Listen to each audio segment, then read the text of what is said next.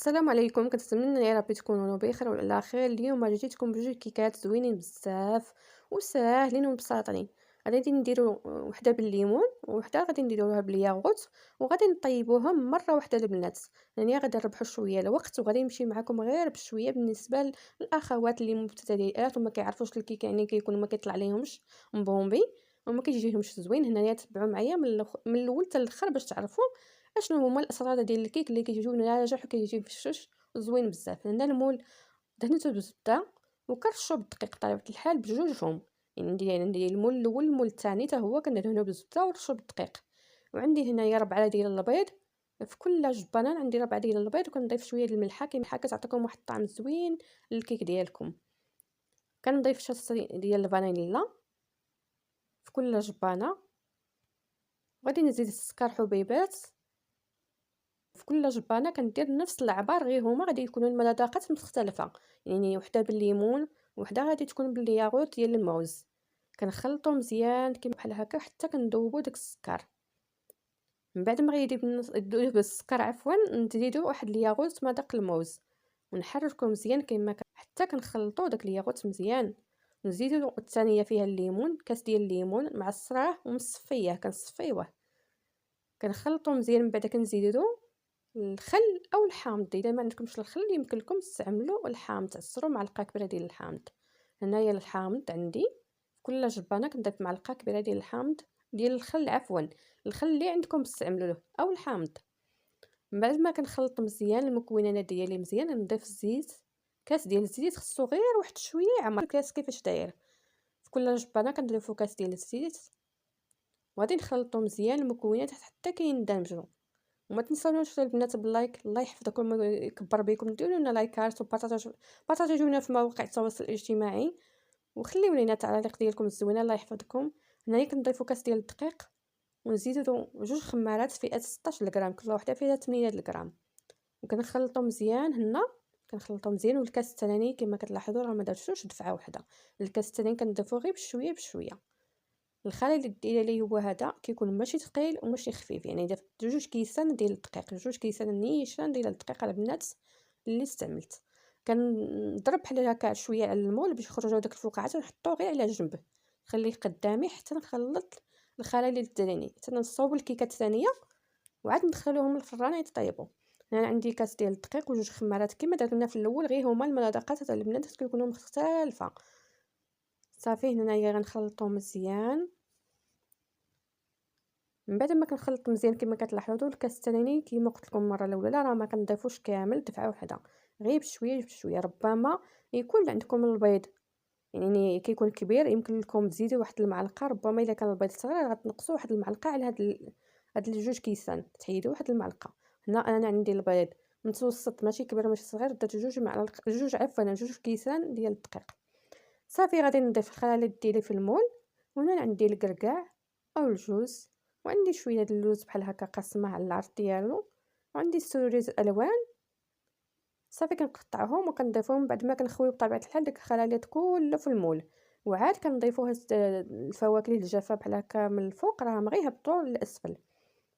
صافي كندير شويه ديال الدقيق باش ما يهبطوش كاع للاسفل، باش يبقاو لنا غير في الوسط. صافي كنضيفوا شويه ديال الدقيق ونكملوا بحال هكا.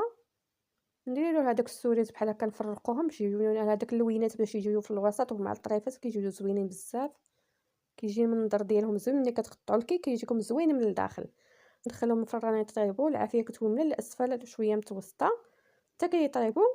وعاد كنشعلوا عليهم شويه من الفوق يذهبوا، ونخرجوهم تقريبا ساعه الا ربع اللي دوز ليا في الفران. من بعد ما دوز لي ساعه الا ربع في الفران كنخرجهم صافي، وغادي نحيدهم مع هاد المولات وندوزو باش نكملوا الطريقه ديال التزيين. نخليكم معايا البنات ما تمشيو فين حتى غادي ان شاء الله تشوفوا الكلاصاج اللي غادي نصاوبوا ديال الليمون وديال الشوكولا. هنا عندي كاس وربع ديال عصير البرتقال، كاس وربع، ومعصراهم وصفيتهم البنات. وعندي معلقه ونص ديال السكر حبيبات سنيده، وعندي معلقه ديال البودره ديال الكريم باسيل. الا ما عندكمش الكريم باسيل هاد البودره يمكن لكم تضيفوا نشا ومايزينا. صافي غندوزها فوق النار، نضيف شويه ديال لاغوم ديال الليمون وغادي ندوزهم فوق النار حتى يبداو كيغليو. منين طلع فيهم الغليه البنات تبداو تعطيونا واحد الفقاعات مع التحريك. الفوي ما غاديش تحرك ليا مع الطرف، تحرك غير الوسط. كندوز المعلقه مع الطرف باش ما يتحرق لياش، ونبقى نخلط بالفوي. صافي غوم كيما كتلاحظوا حتى كيوصل لدرجه الغليان فوق البوطه. ملي كيبقى يغلي لكم البنات عاد كنحيدوا له هذا الكلاصاج. كنضيفوا هنايا 4 القطع ديال الشوكولا البيضاء.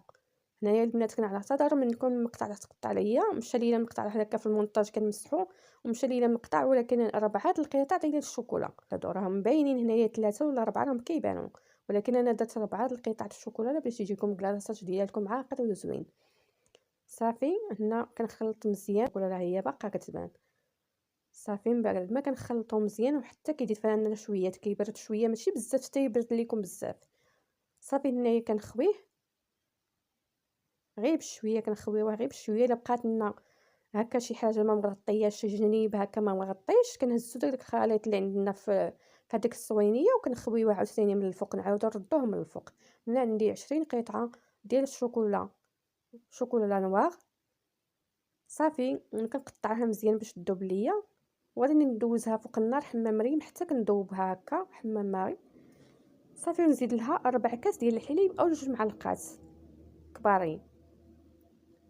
صافي بحال هكا ونخلط مزيان حتى كتذوب ليا داك الشوكولا مع الحليب اللي ندمجو مزيان. صافي هنا بديت كندير بالمعلقه، ولكن غنحيد المعلقه لان المعلقه ما غاديش تصلح ليا. خصني دائما نخوي هكا بالكاسرونه باش تخوي ليا دغيا داك الكلاصاج اللي عندي باش ما يبردش. كنخويوه هو دافي، ما نخليوش حتى يبرد حيت الشوكولا لا دغيا كتجمد. صافي غير كنذوبو داك الشوكولا صافي كنخويوه فوق الكيك ديالنا. هنا يمكن لكم تضيفوا شويه د اللوز كون كاسي في هاد الشوكولا من الداخل وتخلطوا عاد تخويوه حتى هو كيجي زوين. صافي غادي نكمل ان شاء الله ونرجع معكم. ها نتوما كتشوفوا هذا هو الكيك ديالي اللي كيطلع غزال كيحمق. ما شهيتكم فيها البنات هاد ديال الليمون، واحد المذاق خطير من الداخل. جات النكهه ديال الليمون باينه فيها مع الكلاصاج الليمون، ومن الداخل مصوبه بالليمون، جات كتتحمق وزوينه بزاف. انا درت لها غير ديك الخيوطات ديال الشوكولا داوب شويه الشكلاط درتهم فواحد البلاستيكه. صافي بديت كنزين بهم. وهذه اللي في النواغ بحال هكا بالشوكولا نواغ شويه ديال الكراميل واحد البلاستيكه وزينت بها، وحبيبات ديال الشوكولا. صافي هذا هو الكيك ديالي. طلع البنات زوين بزاف كيحمق، ولكن سمحوا لي ما غاديش نقطعهم قدامكم لان غادي يجوني ضياف، وحتى نقدمهم للضياف ديالي عاد نقطعهم. كنتمنى البنات تجربوهم وتردوا عليا في التعاليق، راهم كيحمقوا زوينين بزاف. وشكرا لكم بزاف على المتابعه والدعم ديالكم، والله يجازيكم كل خير. خليونا لايكات والتعليق ديالكم زوينه.